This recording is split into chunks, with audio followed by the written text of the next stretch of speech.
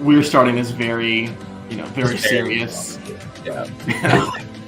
If we ever get a live audience, they'll show up. But hello, welcome to The Vibe Has Spoken, a show put together 20 minutes ago. Yep, and we're already on season 45, episodes. We're like The Simpsons. We just kept happening. Just nobody watches anymore, you know? Oh, shit. What up, Chris Diaz? We have This a is a live Survivor viewer show. immediately. Prepare to be disappointed. I don't know if you like Survivor, but welcome. We're jumping in 6 episodes in because I didn't think to ask you until last week. I was like, let's wait for the merge. You're like, yeah. Yeah. And the merge I feel like happened you can stop the after. music now. It's been going on for a while. It's a minute long. It just Yeah. ended. Fair. Okay, so season 45. Oh, Chris watches Survivor. Hell yeah. Loyal viewer. Okay, so episode 40, season 45, episode 6. We should ask first, what do you think of the season so far? Because we're just sort of jumping into it halfway. Yeah. Well, first of all, if anyone somehow is watching this and they don't know who we are, hi, I'm Cameron. This is Spence. We like Survivor, and we have been talking for a while about doing a Survivor podcast. We're like, oh, I don't know, we have the time, and then we watched what we just watched, and we were like, well, I think now is the time to go. Yeah, I'm really liking season 45 so far. I think I have been outspokenly not a huge fan of the new era. I think 41 is like bottom tier Survivor. I really like 42. I think 42 is actually very, very good. 42 easily the best new era season, and I think 43 and 44 are both like fine. They're nothing terrible, but they're nothing great. They're just kind of there. 45 is running away from everything except for 42. Putting 44 and 43 in the same conversation is insane. They're both deeply forgettable, and I don't really care. The only difference is one of them has a great winner. I won't say I'm a 43 defender, but I definitely think that it has the same issues as Edge of Extinction, where I generally like most of the season, and the finale just fucking dives. I know you disagree with. Counterpoint, Edge of Extinction, top 5 Survivor season, but correct. That's all for a different episode of this show at some point, probably. Yeah, and here's the thing: I generally enjoy the new era. I think I don't love old school Survivor because I am a very new fan. I got into it like a year and a half ago. It's been a little over because your first season live was 42, so it's been about a year and a half. Yeah. So I'm a little biased towards what I still adore 42. If I rewatch it, it might go down because it's like right now it's top 10, and I think that's it's top 10 for me as well. I think it has an incredible cast, great winner. Then we get to 45. I hold 42 very dearly. Here's the thing. I literally taped a Full Metal match earlier. I was talking about Survivor. I am so glad that I didn't say who went home. I would have felt like such a fucking asshole. So keep my mouth shut. I'm learning. Thank you, Malcolm, for watching. I enjoy 45. I think it's a good time. But we'll start with some nice, fluffy, airy talk before we get to that point. I think that starting this season with so many quits is a little rough. But if everyone likes Micronesia so much with that many quits and medical evacuations, to be fair, I think there's a big difference between a medical evacuation and a quit. There's still a couple quits in Micronesia. This is the most quits ever. Oh no, I guess there's 2 technically because 2 people asked to be voted out. Although I don't know, Chet could be considered a medical evacuation because he did have a little bit more in his foot. So. And to be fair, Johnny Fairplay was thrown flat down on his skull by Danny Bonaducci. So no, Yao-Man shoved him into a boat. No, Yao-Man did on that, but before he went out, if you don't know this, that's right, yeah. At a reality TV awards show, Johnny Fairplay was like body slammed by Danny Bonaducci. From I believe he's famous from the Partridge Family. It's a really weird thing. And so he was in a lot of pain, and they didn't give him painkillers while he was on the island. And then Yao-Man threw him headfirst into a boat. Yeah. And then also his girlfriend was pregnant, and he was like, all of this, I just want to leave. Yeah. So valid. Yeah. But so 45, Hannah, icon. She quit. Thank God, because Emily's still here. Brandon, icon. Love him. Brandon is single-handedly coming for Zach Wurtenberger's job of iconic second person to leave a season in the new era. Here's the thing. I know, like, we love Corey, Big Brother. I think Brandon would be so good at Big Brother. Or at least like good enough to to respond to the show. Because you don't have to actually win competitions to do good. Yeah, and you can stay home and sit on the couch in a little bathrobe for 90 days. Mama Felicia call up. And then it was Sabaya next, right? Then it was Sabaya. Yeah. One of the greatest tribal councils Insanity. Ever. One of the greatest tribals of all time, and still not even my favorite like Survivor tribal of this year. And it's not this either. Oh, you love Sean. You love the Sean quit. Australia. Huh? Australian Survivor came out with a banger. Okay. Yeah. That'll be for watch that when we need something to cover, and I convince you to start watching Australian Survivor. Yeah, maybe. We'll see. I was going to start the UK Survivor, and I'm like, eh. UK Survivor. So I started it. We were going to talk about this episode, but UK Survivor. I watched the first episode, and imagine Survivor, but it's just kind of worse. But there's a lot more copyrighted music in it.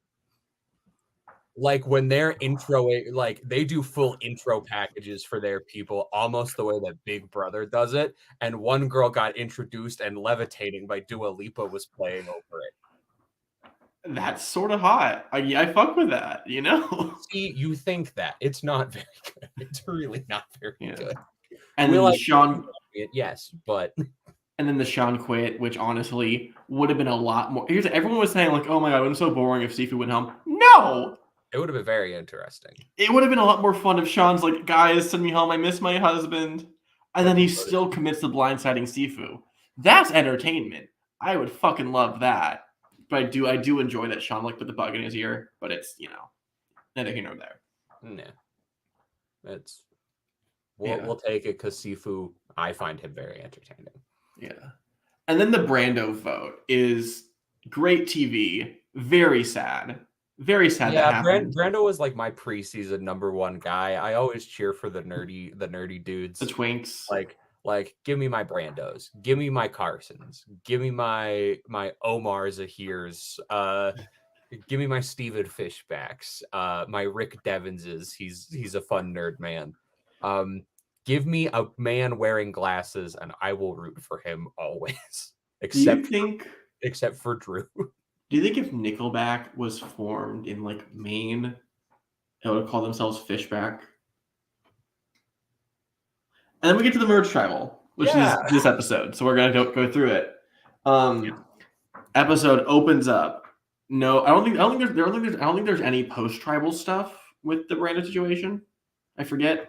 Just there's a little bit. You get back and Kendra's like, I'm gonna be all happy-go-lucky, and then she's really bad at being happy-go-lucky and hiding that she's angry. She has like I was watching it with my fiance, and she was like, "Wow, that is a laughably bad fake laugh from Kendra." She was like, and it was just very. Here's the thing that we can both say, because you and I have played digital Survivor, so we know what it's really like. But I think there's something to be like. It is difficult to like really show that, like, good move. I'm not mad at all, because everyone wants to look through it. Everyone wants to, like, you jump on it, and someone just screws you. Although I do like, Kendra's like, you flipped on me, and it's like, Emily didn't flip on you because she was never with you. She just chose to go with somebody else. Like, to flip on you, she had to vote with you in the first place and be on your side. She didn't flip on you. She just lied to you and made you think she was with you. And there is a ever so slight difference. But her name is Emily Flippin, so you would expect that of her. Her name is financial analyst Emily Flippin. Instagram's own financial analyst Flippin. And then after that, we cut away to the Lulu camp, where they're like, "Hey, Sabaya's idol gone, yeeted into eternity. Let's go find a new one." Yeah, and every person. Which, okay, I love myself a petty queen. Fuck Bruce. Bruce's villain edit, I am here for it. See, I feel so bad. I don't even think Bruce is getting like that much of a villain edit. In the new era, he's getting a villain edit. I think what's happening is Katura, the only semblance of a personality she really has at this point from the edit is I hate Bruce, which means at some point we are going to get a Katura v. Bruce vote. And based on how things are looking, I think Bruce is going to win that showdown, but that's a future talk. That's so lame. Fuck. Also, I actually will get to that later. But it's Caleb, Bruce, Jake, and Kelly are looking for idols, and Katura's like, "Where'd you guys go?" Which honestly, those four are a really weird mix. And I know that like most of that's like OG Bello. I don't know. Everyone on that tribe is OG Bello except for Caleb. It's just I don't know why. Just those seem like a weird group of players, even though they've been on the same beach for 13 days.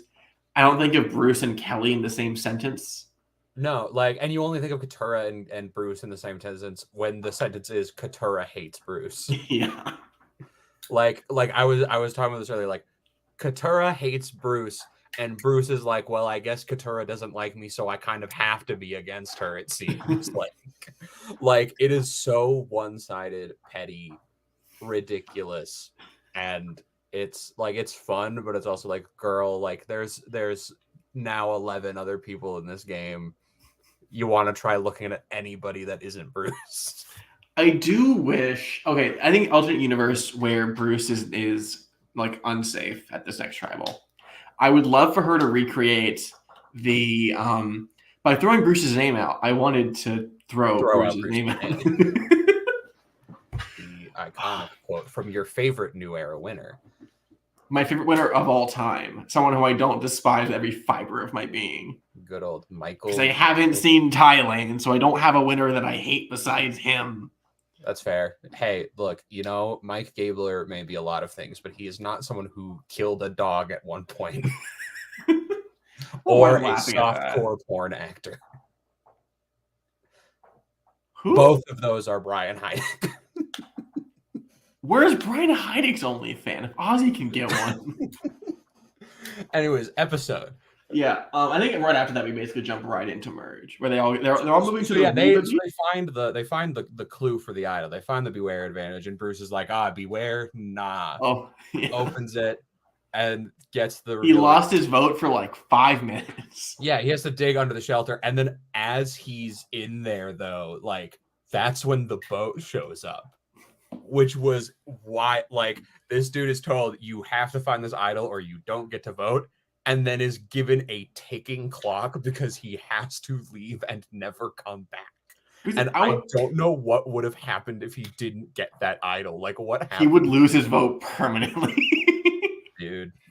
I do wish we got more time with that. I think more like that pressure would have been nice, but I think it all coming to like basically fuck Katura, everyone else was working together, and Jake's like, guys, I lost my ring. What the fuck? And they're all digging Bruce like, I got you. So Boston. He's so aggressively, but like he is more Boston than Boston Rob. A man named after the city of Boston. In the Boston first episode, I verbatim called out because at one point Jake said while talking about Brando at the Sweat and Savvy Challenge, he says, "My boy's wicked smart," and I was like, "He did it. He said the thing. He said the thing." I love Jake. I think Jake's awesome. I desperately need Jake to play an idol and say, "How do you like them apples?" Just lean into the Bostonisms. It would be pretty great. But yeah, Bruce finds the idol. Everyone else is like, "Hey, we got to go to a different beach," except for Reba, who's like, "Hey, they're coming to our beach," and they write the word "welcome" in the sand, and that's all they do to prepare for people showing up. I think Jay says to Julie, like, "Hey, you want to do like a dance or like a handstand?" I was like, "I don't want to spend energy on that." Which I write the word "welcome" in the sand. Go home. We'll call it a day. And then everyone shows up at Merge Tribe, which does not have a name yet, but it's orange colored, which that's disgusting. Cool. I hate the color orange, worst color. Ooh.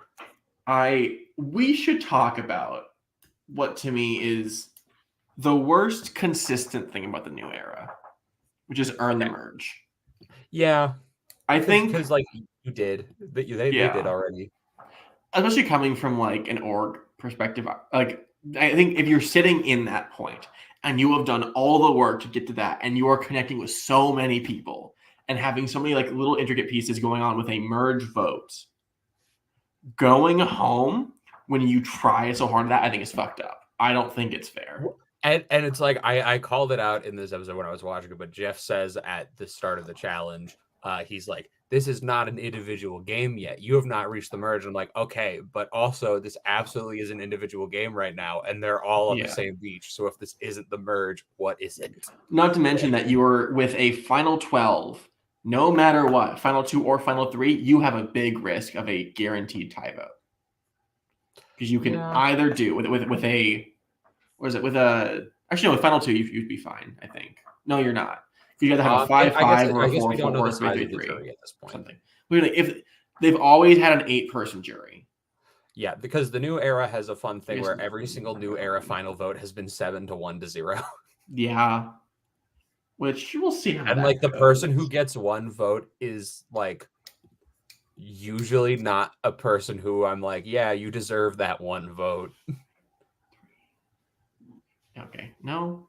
Yeah, wait. We merged at 13, right?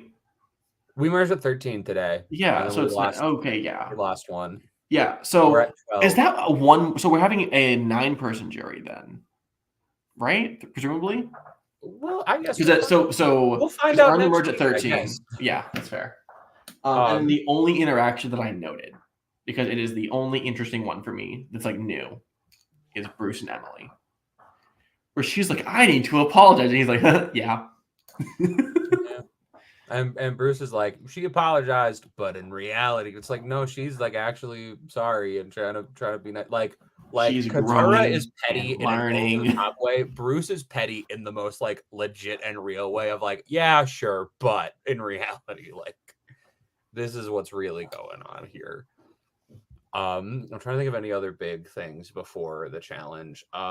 People already before the challenge start throwing out J Maya's name. My favorite reason for people, like the reasons people are throwing out J Maya's name is wild. Because Dee and Julie are like, J Maya's going to flip on us. No, she's not. She has never given any indication that she won't. She's incredibly loyal. After Dee stood up last round and was like, hey, I'm going to like shoulder the blame for that stray vote or some shit. Absolutely. Like, Sifu wants to get rid of J Maya because Jay voted for him last time. Only thing is, no, she didn't. She just took the blame for a vote. That's the other way around, but yeah. Like, she's an incredible ally. Yes. I think and then my favorite though is Austin wants to get rid of J Maya because Austin really wanted a sandwich. Okay, no, because that was the worst move. Taking that bullshit triple idol extra vote is stupid. Objectively fucking stupid. Oh, it's a terrible move. We could do an entire episode. But the people who had the fish were like, oh yeah, I'll just take no. Do I want this thing that incentivizes us to work together, but actually incentivizes us to attack each other, or do I want a turkey sandwich? I love you, Kelly, but that was a bad decision. Yeah. And those are all my notes until we get to the challenge. I don't know if there's more like pre-challenge talk that I missed. I don't think there's anything in particular before the challenge that we missed. We got everyone goes to New Beach. Kendra's kind of annoyed. People don't like Jay already for some reason. She seems nice. She loves when it's raining. Bruce is weird. Bruce. Was that before or was it before or after the challenge where Katura and Bruce had their conversation where like this tribe could really use your leadership skills? I don't actually remember. It was at some point. It was a very uncomfortable conversation. It was so fucking funny though. Like Katura is so bad at hiding the fact that she hates Bruce. This season is full of people who are terrible liars, which makes the show even better. Like Survivor is a show that is at its most entertaining when you have either incredible players or the worst players imaginable. If everyone is just like kind of okay, it's a really boring season because like you're not like rooting for one person who's just like running the game, but you're also not just like entertained by how absolutely horrible everyone is in this game. And this is a season full of both some really great people and some really bad people. And then we get to a challenge, I guess, is where we go next. Yeah. I was like, I gotta send a quick text because I might be going to a watch party next week. I need to have that organized. Then I'll talk about the challenge because you admittedly don't really care for challenges. But I do have the split, which beautiful. Which here's the That thing, I still hate the fact that like, ooh, we're gonna merge at an odd number to really fuck up the jury, but also so we have an odd person out to pick a side. Yeah, why not It's just really why not just like why not do this challenge but at 12? Why not just let one more person go and then you have an even number of people? Here's if you want to earn the merge at 12, they just have a good number of fucking jurors. That at least works. But they also did earn the merge. They made it this far, and you put them all on one beach. They have earned the merge. Remember the good old days where you earned the merge by making it to the point where everyone is on one beach? Here's the if anything, what if you just did this? You know, what if you could still do this, but make it a fucking tribe swap? But what if you just make a tribe swap? Fuck you, Jeff. Don't put on the record. I still want to apply. I still want to play. So the two teams are Austin, Bruce, Drew, Julie, Kendra, and Sifu versus Caleb, J. Maya, Emily, D, Jake, and Kelly. Now, let's be honest. With this physical of a challenge, Katura absolutely made the right choice before. 100%. I would have made the same choice as her. Yeah. Although narratively, I wasn't very happy about who won, but in terms of like, it makes sense. I would have done the same thing. But imagine how funny it would have been if this was all flipped, and the Bruce group lost the challenge. So Bruce and Katura are both not immune. It would have. Those two are gonna fucking because that's the vote. It's the Bruce. Reba rolls out like, what if we vote Sifu and then Bellows just trying to fucking kill each other? Dude, it would have been something wild. But yeah, and then you get the whole challenge where it's like they have to start by crawling under this like net with some mud. And honestly, like that opening thing of crawling under the mud net basically decided the entire challenge.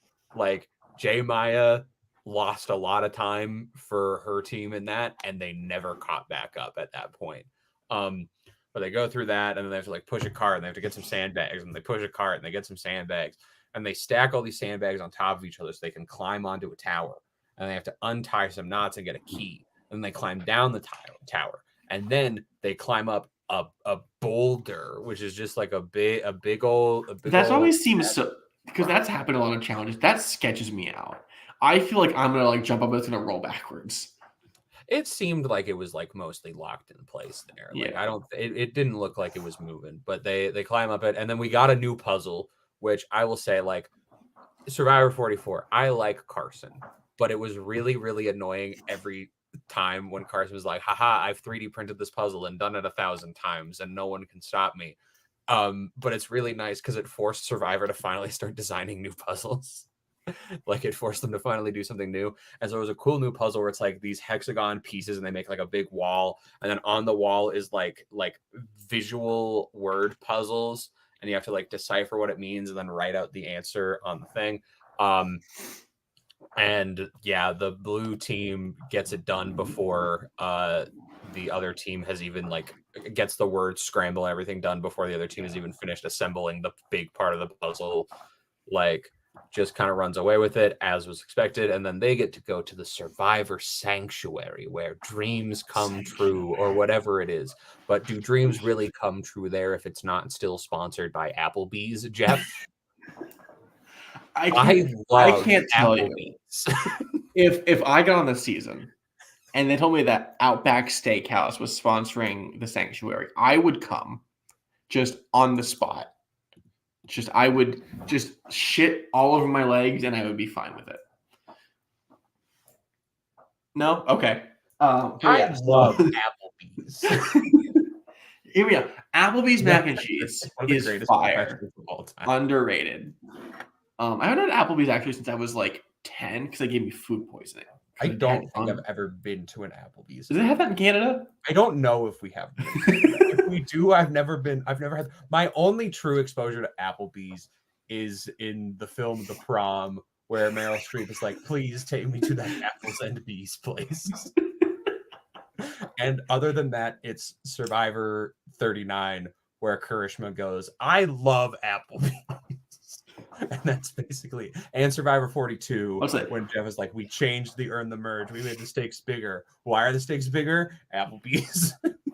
Do you have a 42 buff? I do. That's what I'm wearing right now. Okay, It's you the need to go to Applebee's wearing your 42 buff and recreate everything Marianne says. I'm gonna go to Google Maps right now while you start recapping what Okay. happened after Yeah, this. so I'm gonna find out how far away from me the nearest Applebee's is. I'll be honest, I didn't really care for anyone at the sanctuary, so I tuned that all out. He can say more about it later. They Back to start camp. talking about Yeah.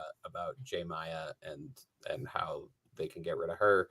And then Kendra's like, I don't know, Caleb's pretty good at the game. And that's basically it. It's the start of the entire conversation of the episode, which is basically Yeah. Caleb or J Maya. Yeah. And then back at camp, Caleb, J. Maya, Emily, D, Jake, and Kelly are just hanging out in the water, and they're like, this fucking sucks. I hate it. There's mud everywhere. Like, it is in every part of my being. Yeah. Also, I will say I have done the math. I have determined that if I were to start driving now, I could be at the nearest Applebee's in 13 hours and 24 minutes, and I would have to cross the U.S.-Canada border. Okay, so there's none in Canada. That is lame. The nearest Applebee's to me is in Everett, Washington. Okay, so everyone, I know we have a really big show. We've been going on for 45 seasons. If you want to see Cameron eat at Applebee's and recreate Marianne's confessionals, buy him a plane ticket. Or you can just spend his wedding money on it. Either way. No. Or your game show money for the matter. No. The game show money and the wedding money are the same money. I don't give a shit. Come to Applebee's. When you're here, your family. I think that's what it is. No, that's, you know what? That's if on our honeymoon we are near an Applebee's, I'll do what I can. Okay, so now camp life. Yes. For the vote, go ahead because I couldn't get any notes on that. Yeah, it's a lot of just like Caleb, like early camp life is Caleb being like, I'm talking to everybody, I'm making everyone feel good, and it's great. And then after challenge camp life is Bruce, especially spearheading the charge and being like, how does nobody notice the fact that Caleb is running circles around everyone socially right now? Like, because Bruce, basically, Caleb seems to talk to everyone like except for Bruce, and Bruce is like, how dare he? I'm going to ruin his life. And calls out his name, and everyone kind of starts to listen. Meanwhile, Caleb's running around with the name of J. Maya. There's a few other people who are like, yeah, J. Maya sounds like a pretty good name to me. We could get rid of her. And like truly, those are the two names. We are never given any indication that like it even could be anybody else. Like we never hear Emily's name really come up, except for when people are like, we could get out one of the Lulus, but even then, like they never specifically say Emily. People don't bring up Jake. We'll get to that later. This is true. People don't bring up Jake at all. People don't bring up D at all. People don't bring up who else is there. Jake and people don't bring up Kelly at all. Like Jake, D, Kelly, and Emily's names are completely left out of this conversation. It is just Queen Big Toe run into the finale. Yeah, it is literally just J. Maya or Caleb, where the concept of the vote is basically Caleb is a big threat. He's clearly doing well. Let's get rid of him. Versus J. Maya of like, for some reason, J. Maya cannot be trusted because she stole my sandwich or has an amulet or voted for me but didn't. Like it is Caleb being targeted for all of the most legitimate reasons someone probably could have to target someone, and then J. Maya being targeted for just a bunch of whack randomness. Here's the thing, though. Glad Caleb didn't go home. Yeah, I mean, we'll get there. Yeah. I don't really have a lot of notes for anything building up to there, other than basically Emily pulls Caleb aside and was like, hey, dude, Bruce doesn't like you at all. Sorry. Yeah. Which it's weird to me how Emily is a social player. Is like it's more than just I think everyone's always like harped on like, oh, she's so different, she's so new. But just genuinely, she doesn't talk like anyone else. She removes the niceness. She's just honest. She's in your face. And even when she's lying to you. Yeah. And it works for her. And even when she's lying to you, I think there's still the sense of she approaches it like there's still honesty in it. Like, I think she's a very good liar in the sense that everything sounds like brutal truth. Yeah. And no like touch and go like niceness, which is The way she has been able to turn her game around is insanely impressive. So on the record, and you know this, and I'm ashamed to admit it. My two favorite Survivor players of all time are Cass Chaos, Chaos Cass. and Spencer Rainer Bledsoe. Yeah. Yeah. Which like credit to Bledsoe. On Survivor, fantastic. Great player. Now he's like he's one of those people that like is so liberal that they become conservative again. Like you ever meet someone who's so liberal that they stop believing in vaccines again? Like that's what he is. Anyways, and I think the reason I love them so much, especially after watching Cambodia, is seeing their growth, acknowledging the faults in their first game, and just being more human. I mean, they got that in 2 episodes. I'm like, God, after one fucking episode, like no other player have I seen evolve and be so dynamic and learn their faults immediately. That's amazing. It's very impressive. Like, it is something to be admired. It is incredible. Oh, like the way she went from lack of awareness in episode 1 and being like viewed negatively by viewers, by she would have gone home if Hannah didn't quit.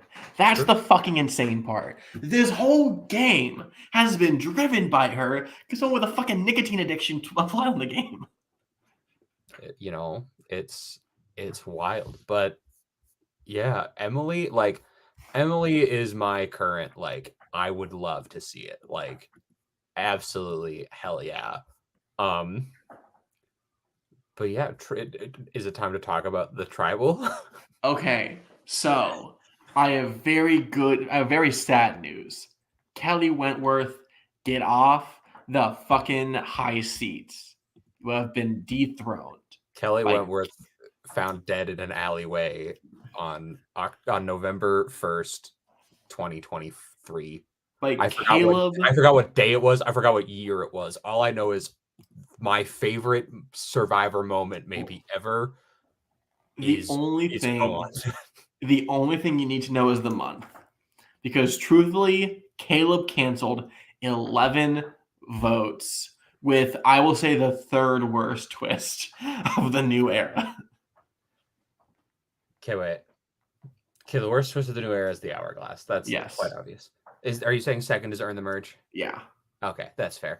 I mean, like the shot in the dark is like, I wouldn't call it bad. It's not hurting anyone. It's just, I think, to me, I would prefer if it was.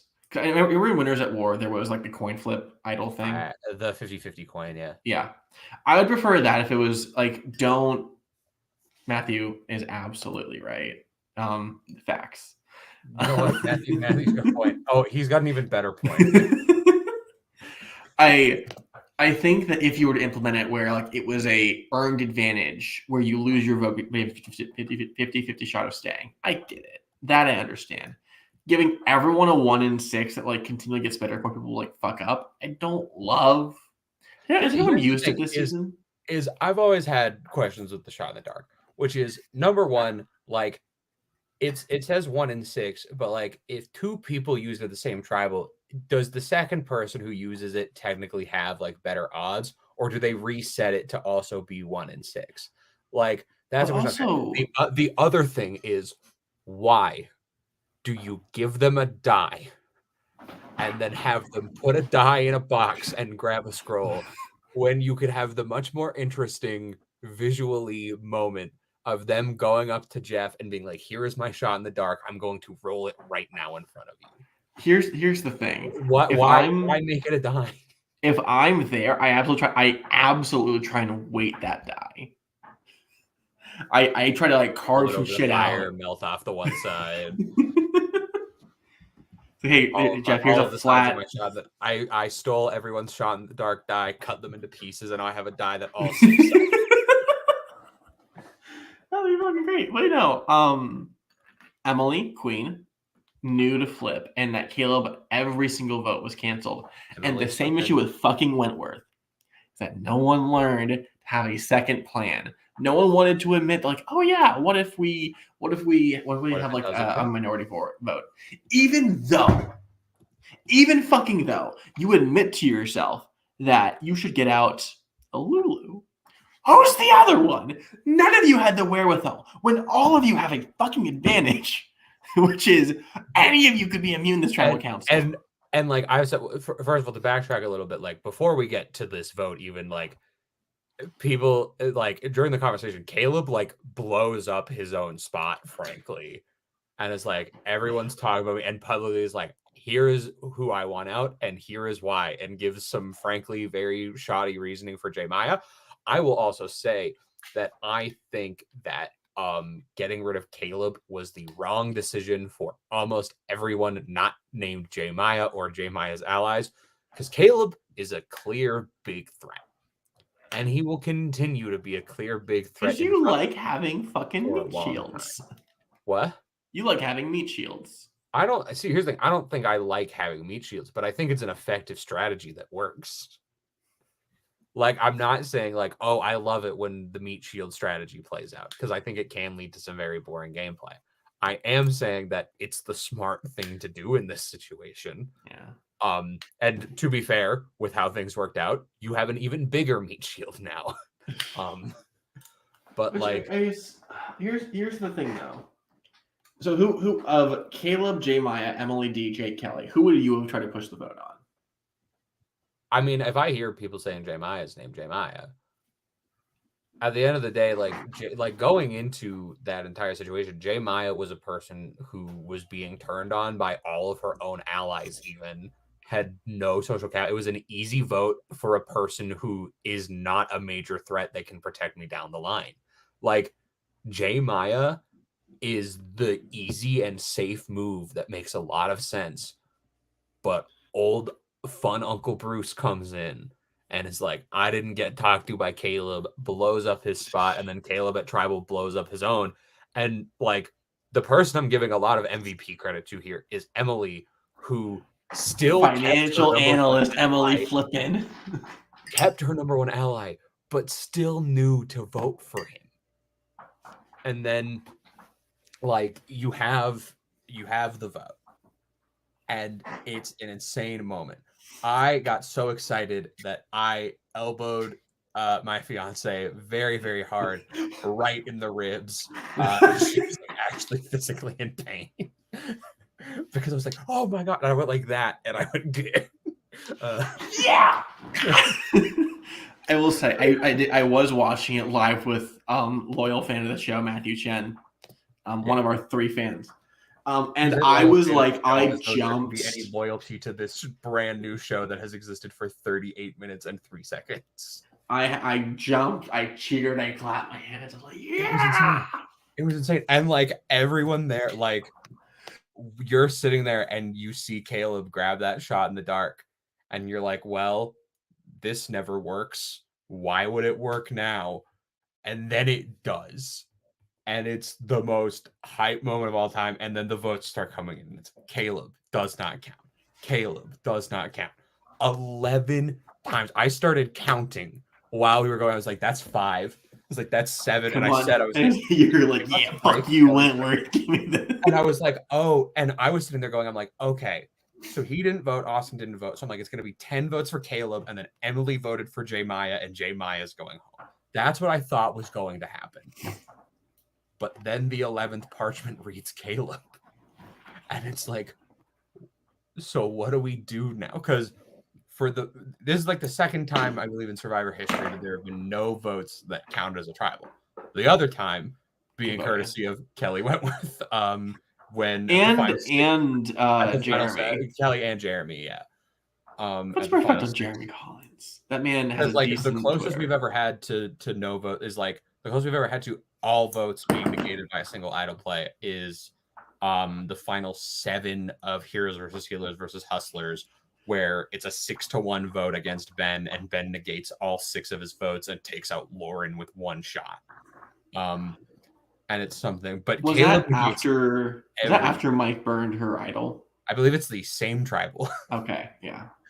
But yeah, like gets knocked out. this is 11 votes, and there's no votes. And they go, we're gonna revote. Everyone who's safe is still safe. Caleb is also safe. Anyone who didn't vote before doesn't get to vote again. You can't play your shot in the dark. So And here's they kind of think they might have you for a second with how much people are. J Maya's running around being like, Emily, cool. Emily, great. Emily, awesome. Let's get rid of Emily.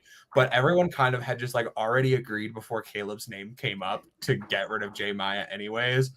And so I don't like being a person who's like, oh, let's look at the edit and like read the edit and everything. But I'm like, if Emily was Emily going goes here. The fuck are you doing? What? If Emily goes here, what the fuck are you doing? Exactly. I'm like, the edit has given us no indication that it could possibly be Emily. Like, this entire episode was Caleb or J Maya. Emily didn't even like get to speak in confessionals a ton. Like, she didn't get a lot of content. If that was Emily's last hurrah, like that would have sucked. I But will for say J that Maya, Invisible Queen J Maya, goodbye. I'm not. I like J Maya is of the people that were left, like probably the person I was the most okay with going. And to be fair, like that's mostly the fault of the edit for making her invisible. But like, I don't have much attachment to J Maya. I'm not a huge J Maya fan. Goodbye. It was nice having you. The way you went out was insane, and you'll get remembered for that, but not as much as Caleb will get remembered for that. But like just a top tier, insane episode. Just wild. So I will say, fun. I mentioned I played a Full Metal match earlier. I had to leave the second that Jay said Emily's name. I was gonna fucking kill someone. I literally paused the match, checked my phone afterwards to be sure that like she was okay. Yeah, but I think she did the best move possible. Of like, hey, we wanted to target a Lulu. Here's this other massive threat. If you can get votes on him, you can get votes on her. Shoot his number one ally.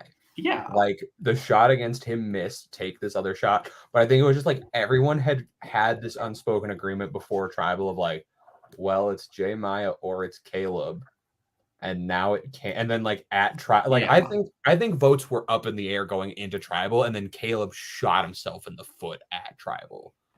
Like I think anyone who would have been with him, he lost during that Tribal Council, which ultimately kind of worked out for him better than if he had those people with him. Because now he like I saw Stephen Fishback made a tweet about this episode, and he was saying like, and in reference to it was saying like, after the Kelly Wentworth Idols Out Andrew Savage play, everyone wanted to work with Kelly. It wasn't like, oh, you're at the bottom, your idol is gone, and now we just take you out again. Everyone went, she's really good. I want her on my side and I want to work with her. And that's how she managed to get so far. That one move restored all of her social capital and pushed her forwards in this game. Caleb just did the same thing. The question is, can he capitalize on it moving forwards into whatever new twists next week has? Ooh, you know what? I just thought of a worse twist than Shot in the Dark from the new era. Okay. The Survivor 44 twist that led to Matt going home, where it's your 2 tribes of 5. It's final 10, but now you're 2 groups of 5, and both groups play for immunity.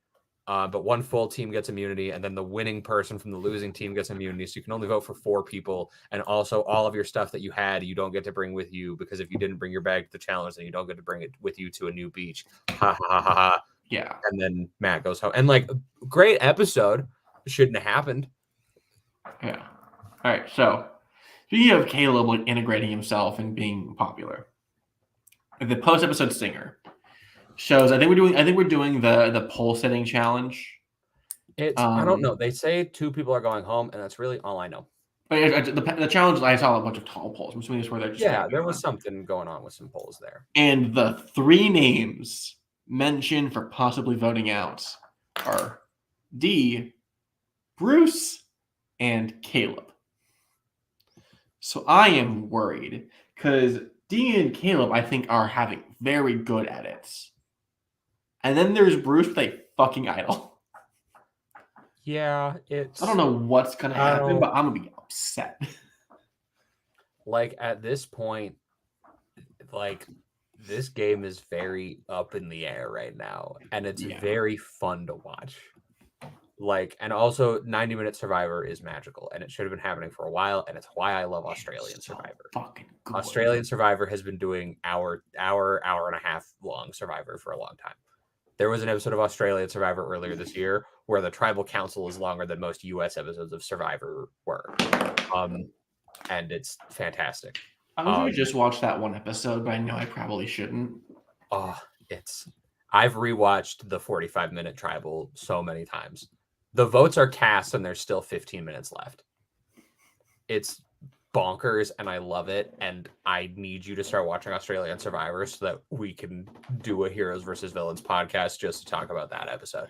Maybe in the off season. That's our. It's taken me 3 fucking months to watch Borneo. Is like, oh, that's the other thing about this episode. Yeah, Matthew's got a point. Winner edit, Dance and Stick Bug. I do love the cut to Drew and Austin talking strategy, but just in the background you can hear everyone being so loud. Doing all the beatboxing and dancing stick bug stuff. But yeah, before we go, I wanted to ask if you had any interest in doing like a winner's pick.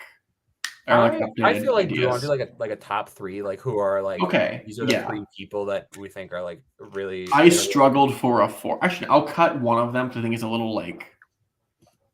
Okay, I will say I'll cut Caleb from the list because I think it's the right now. Yeah, give me like I didn't think of this in advance, and I probably should have. You're good. I can easily write this down because you are for sure on there.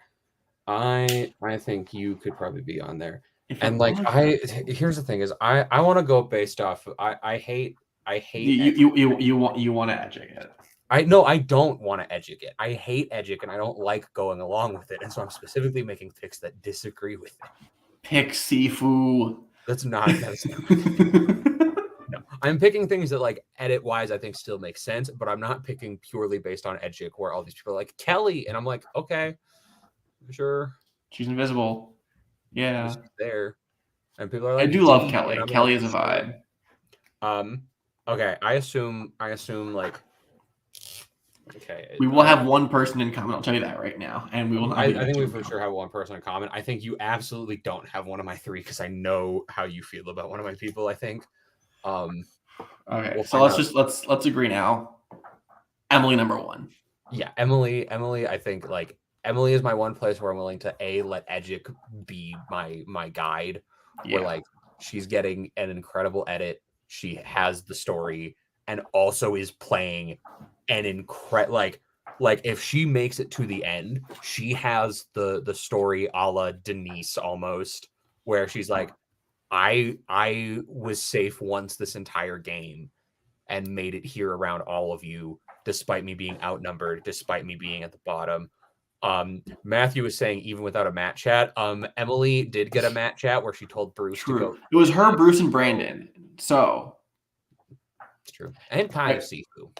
Yeah. I will say as well, if my prevailing theory is true, that 48 is gonna be like All Stars 2, and they're just gonna like that's why they've taken so long to do a returning season. No fucking way she's not invited back. Yeah, no, like I think her, Caleb, and then like the winner, if it's not them, is 100% coming. I'd agree. Yeah, I'd agree. All right. So that's Emily is my 1. My 2 and 3 are like not ranked, but if I had to rank them, I'd probably rank them in the order that I wrote their names down. Mm-hmm. Do you want to give your 2 first, or should I give my 2 first? My 2 is boring, because I just picked the new Xander, who probably should never get to the end. But I think he's getting a pretty good at it. Everyone likes him. He's in a power position. He has an idol. Okay, Austin. So you and I both have Austin at number 2. Oh, yeah. Okay, yeah. I think Austin's just in a really good spot in this game, and I think that everyone else doesn't really have great edits, and he doesn't have the most screen time. But he's the way consistent. I have described Austin so far is like Austin is like Owen from 43, but without the downside. Like no Charlie Browning. Yeah, like he is Owen if things went right for him. like he is charismatic. He is a solid physical player. He is a solid social player. But like he's actually getting the chance to move forwards and do things, and he's paired with a very strong ally, at least strategically. And I think like that can get him very far. Like his name has never been brought up as a possible person to go home. He's the better JT. Yeah, like even though JT played a perfect game, whatever. He's playing JT's game, but he actually has like a strategic head on his shoulders. and he like has a fucking idol. at the end of the day, like he has two idols, or no? How does that work? No, he has one idol. He has one idol, and then Drew has the safety without power. Yeah, and then he has what is it as two? Because I think it's an extra vote and it's a steal down vote. to 2 people, so it's a steal a vote. Yeah.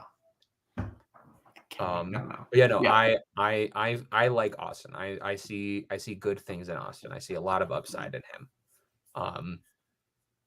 Number 3. I feel like number 3's got to be where we differ. You already said that you don't like my number 3, so I know that we're disagreeing. Okay, who's your number 3?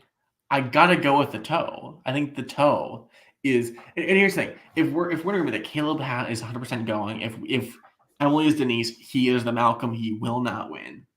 I don't think anyone else has a good enough edit. And D has constantly been just smarter than most people she's been around with. I think that her convincing Jay to like take that vote is fantastic. Her doing the vote, period, was like a fuck up, but I think I stand by it was probably a good move at the end of the day. I think she's in a power position. I think that most of Bello seems to like her, doesn't really clock her as a threat. When they had the whole thing, there were 6 people. Her name never came up. She's just doing well.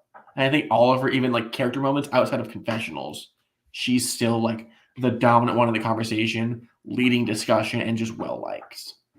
That's fair. I think D is like, I think D's solid, and I think like she is the Edgic front runner that I've seen everyone talk about. Like, hell yeah. And it's like, it's reasonable. I get it, but I don't see enough like active game from her to satisfy like what I am looking for in someone that I think should win. But like at the end of the day, I think a person she's very comparable to right now, in my opinion, is an Erica from Survivor 41. Not in terms of like being invisible in the edit, and I don't know her name by the time of the merge, because that's what happened with Erica. But like she's in a solid position. She is underestimated, and she has a lovely, much less visible older white woman sidekick. And a much more visible toe game. She does have her toe. My number 3. I want to see if you can guess. Who do you think I have at number 3? You said you didn't like him. And I think if you have Austin, it's pretty likely that you also have Drew. I have Drew at number 3. Because I think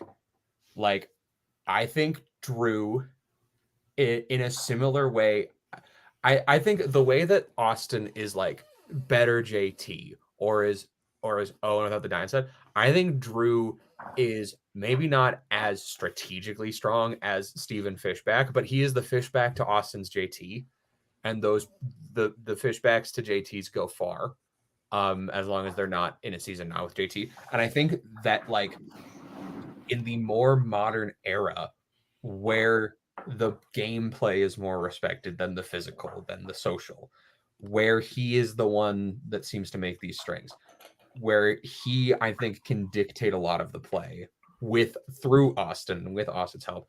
I think if he makes it to the end, if he can plead his case in the right way, I think he has a solid shot. Like he has shown that he's capable. He did a very, especially because like, and socially he's not that bad, because Austin was gone last episode on the journey for a lot of it, and he almost single-handedly, for the most part, was able to pull Emily over to their side. I mean, Austin did show her the advantage he got. Like, Austin definitely helped a lot with that. That's fair, but I think at the end of the day, like, that's also an easy way for her to look at it and go, well, why not just get rid of you? Yeah. I did see a theory on Twitter that Bruce was told the outcome of 44 by like the cast or whatever, and was told to like look out for these big dominant groups, which is why Caleb and Emily are getting targeted. I'm wondering if he's going to pick up the Drew and Austin of it all and try to push it on them. Because again, he's in a really good position. I don't think he's going to win. It is weird. Like Bruce is one of the strangest players of Survivor I've ever seen. Because like he's doing really well, but everything he does well, I think he is still like not a great player. Is my problem. Like he is a player that is consistently getting himself into a good position and doing things that work. But I don't think that the way he's doing it should be effective or would work with like any other group of people besides this one. It's like he's like a student who's like generally pretty smart and does all the hard work, but still gets B's. Like, I don't think he's totally there, but I think he's. I don't know if I agree with you, because I think he's a student who like doesn't pay a ton of attention, slacks off in class, but then it comes time for him to do the test and he does really well on the test every time. Me. Like Bruce. in all of his interactions, in his social play, like he annoys people, he bothers people, he gets on people's nerves, but he has a lot of social capital, was able to kind of single-handedly dictate how this vote started out, and no one cares about him except for Katara, who hated him for breathing. Like the only being on Survivor that has been worse to Bruce than Katara was a beam made of wood.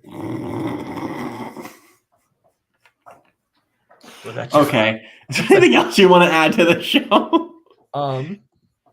Not for right now. I'm a big fan of the episode quote. Just I'm not Batman. I'm the Canadian. I was like, when that dropped last week, I knew we were getting a fucking banger of an episode. Dude, I think I also watched that with Matthew, and we were howling. My biggest thing was we were going to start the episode. We looked at the episode title quote, and I was like, I really want to look up who on the cast is Canadian, so I can figure out like who's the person that's getting this. But I was also like, I can't Google Survivor right now because we're in a later time zone. And so if I Google Survivor, I will have it spoiled. If you Googled Caleb, you'd get fucked today. Yeah, I know that on Wednesday night, like I can't open Twitter between the hours of 6 to 10:30, like because it airs 3 hours before it starts in my time. Are you? Oh, fair. Okay. It's also 2:30. It's at 9 here. We should probably wrap this up because it's very late. This is very long. We are still experimenting with the format. Future episodes will probably be shorter, but we're figuring this out. We'll see what time it is next week. It might be the same time because I might be 2 hours away for an event, but we'll see. All right. Wrap this shit up. See you next week. The vibe is spoken. Woo!